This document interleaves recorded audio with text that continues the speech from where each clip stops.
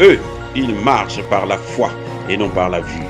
Mais moi, je vous conseille vivement de marcher par la connaissance scientifique et historique, notamment celle de nos ancêtres kémites, par les cinq sens et par l'intelligence.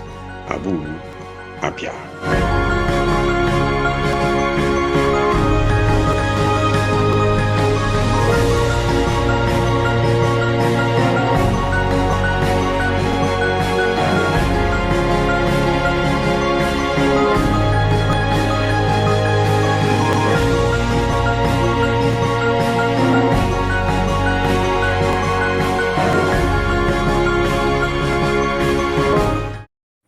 Ok à tous, bienvenue sur la chaîne des panafricanistes par essence, par conviction et par excellence.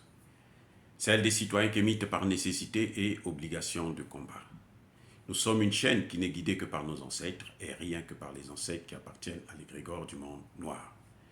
Par conséquent, nous ne croyons en aucun Dieu venu de l'étranger. Toutefois, cette vidéo n'est aucunement destinée à inciter à la haine ou à la violence. Car nous menons un combat qui est d'abord et avant tout spirituel, intellectuel et démocratique. Ensuite, il est politique, géopolitique et géostratégique. Contre l'impérialisme, le colonialisme, le néocolonialisme et l'endocolona. Qui, comme vous devrez le savoir maintenant, sont tous qualifiés de crimes contre l'humanité. Et nous menons ce combat sur la base du principe fondamental que nous avons hérité de nos ancêtres kémites, qui est celui de la Mahat, c'est-à-dire solidarité, vérité et justice. Vous êtes donc en droit de connaître la vérité. Et nous avons l'obligation de vous dire la vérité, rien que la vérité, afin que justice soit rendue au continent africain. Et ça, c'est notre modeste contribution dans cette noble lutte en faveur de la souveraineté, la dignité, la solidarité et l'unité africaine. Ça, c'est ce que nous appelons le panafricanisme. Bien-aimés frères et sœurs, quelles sont les forces, ou plutôt, quelle est la force, quel est l'avantage du capitaine, président Ibrahim Traoré du Burkina Faso? Quelle est sa force? Pourquoi les choses devraient être très faciles? Pourquoi le capitaine Traoré devrait réussir? Pourquoi il a plus de chances de réussite plutôt que d'échec? Et c'est ça que je voulais vous montrer. C'est ce petit secret. C'est cette finesse-là. Et je pense que le capitaine Traoré a dû le comprendre. Parce que dans son discours d'investiture, il a rappelé qu'il devrait marcher sur les traces de son prédécesseur Thomas Sankara. Ça, c'est un. Et deux, il a dit que le peuple devrait être sa boussole. Donc, il devrait aller dans le sens que le peuple a prévu pour lui, c'est-à-dire des accords avec la Russie. Mais encore, est-ce que le capitaine Traoré a besoin de signer des accords avec la Russie? Non. Ah, c'est là le problème. Il n'a pas besoin de signer des accords avec la Russie. Vous vous rendez compte? C'est-à-dire que ce monsieur, c'est un vénard. S'il échoue, c'est que toute sa vie, il ne pourra jamais faire quelque chose de bon. Je répète. Si le capitaine Traoré échoue, c'est que toute sa vie, il ne pourra jamais faire quelque chose de bon. Parce que Damiba est irrécupérable. Pour échouer dans une situation comme celle du Burkina Faso, que je vais vous expliquer dans quelques instants, c'est pas très compliqué. Pour échouer dans une telle situation, il faut avoir rien dans sa tête. Il faut être vraiment nul. Il faut être un vaurien. est quelqu'un qui est irrécupérable. C'est pour ça que je pense que Damiba ne sert plus à rien. C'est la gangue à jeter à la cathode. Et donc, Traoré, là, s'il ne réussit pas, c'est qu'il est foutu.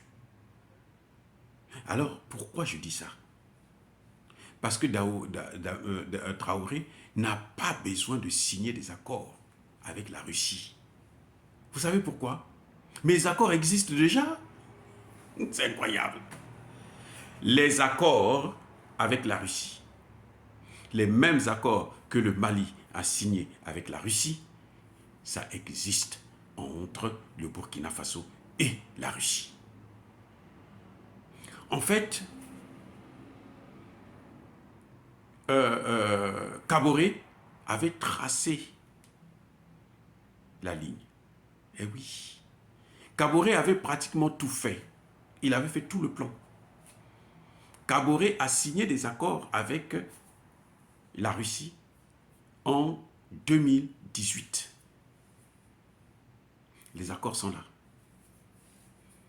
Mais ce monsieur, parce que omnibulé par la France et étant soumis par Macron, il n'a pas voulu appliquer ces accords. Ce qui est une haute trahison. Eh oui. Et quand Damiba arrive, en fait, c'est ça qu'il devait prendre pour mettre en pratique. Or, le plus dur a été fait.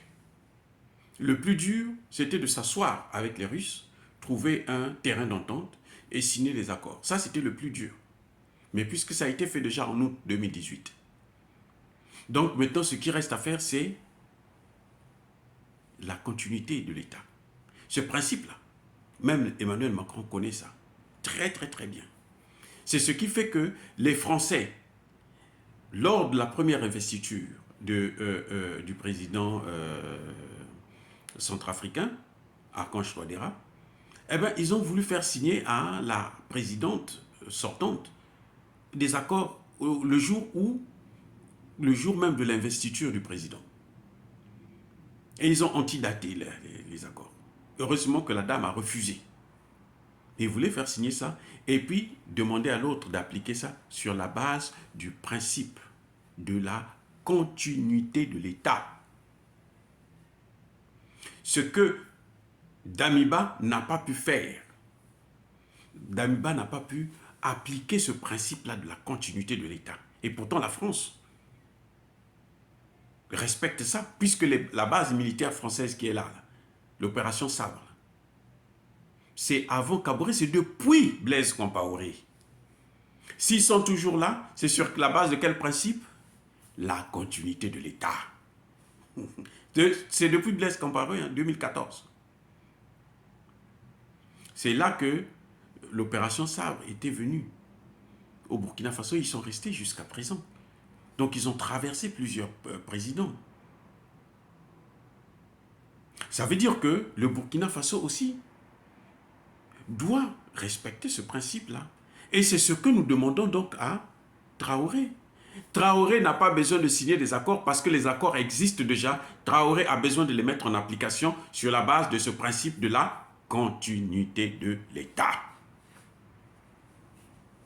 Et la France, écoutez bien, sur le plan légal, même sur le plan moral, elle ne peut pas se plaindre parce que l'opération militaire qu'il y a là, la présence militaire française qu'il y a au Burkina Faso est là, sur cette base de ce principe de la continuité de l'État. Donc, si Traoré applique ce principe, la France n'a pas de raison de se plaindre.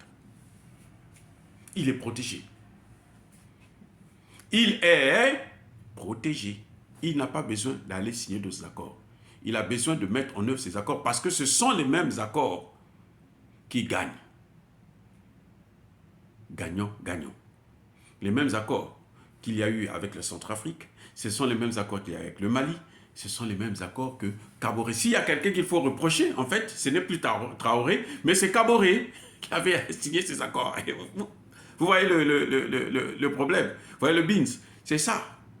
S'il y a quelqu'un qu'il faut punir, ce n'est pas Traoré, puisque lui, il vient, il applique seulement. C'est celui qui a signé, c'est-à-dire Kaboré, leur homme.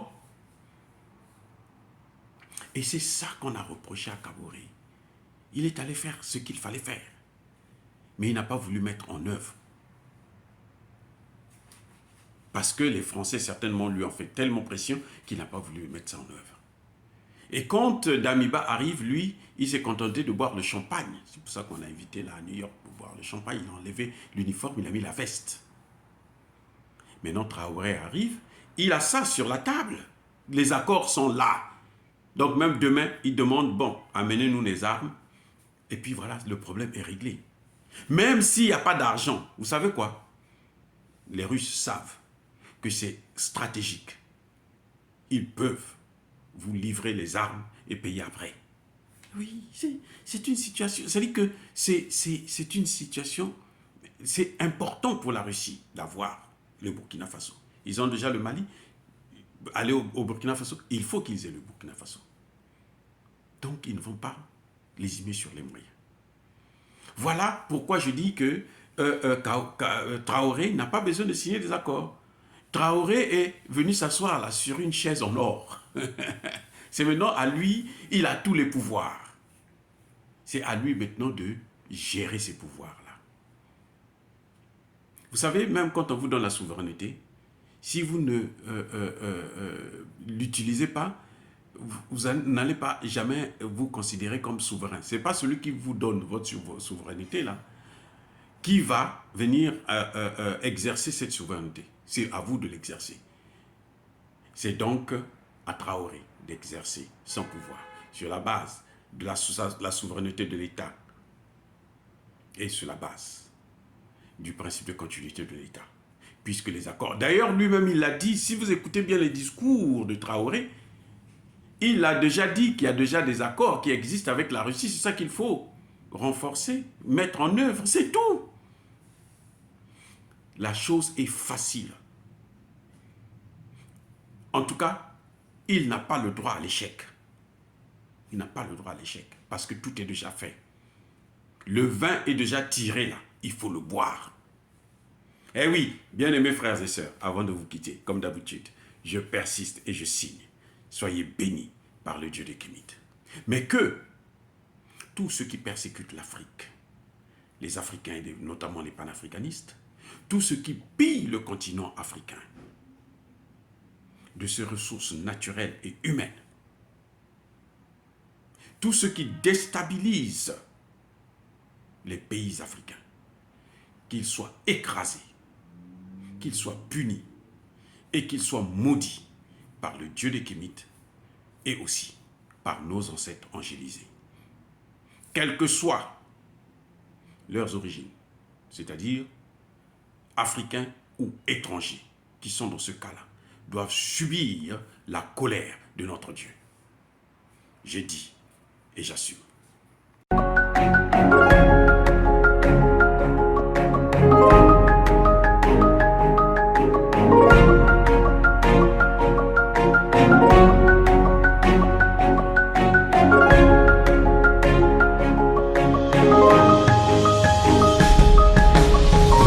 Bien-aimés frères et sœurs, vous connaîtrez la vérité et la vérité vous affranchira. Ça, c'est pas moi qui le dis, c'est la Bible qui le dit. Mais moi, je vous dis mieux.